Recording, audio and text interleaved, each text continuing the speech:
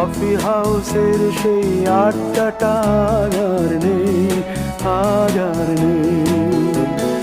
কোথায় হারিয়ে গেল সোনালি বিকেলগুলো সেই, আজ আর নেই। লা লা লা লা লা লা লা লা লা লা লা লা লা লা।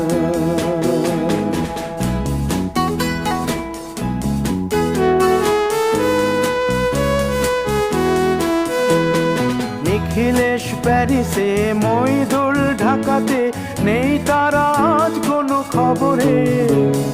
গ্র্যান্ডের গিটারিস্ট গোয়ানিজ ডিসুজা ঘুমিয়ে আছে যে আজ কবরে।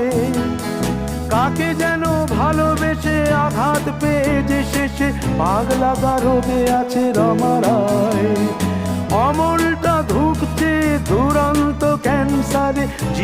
কলকাতা কলেজ স্ট্রিট, যেটাকে আমরা বইপাড়া হিসেবে জানি, যে শহরটার সাথে আমার 2 বছরের ওঠাপড়া সব কিছু মিলিয়ে মিশিয়ে রয়েছে। কলকাতা বিশ্ববিদ্যালয়ের স্নাতকোত্তরের ছাত্র হিসাবে সেই দিনগুলো 2015-17 সাল, যে সময়টা এইখানেই আমার অতিবাহিত হয়েছে, এবং এই জায়গাটার সাথে সেই পুরনো স্মৃতিচারণা করতে আবার একবার সেই কলেজ স্ট্রিটে এসে হাজির হলাম।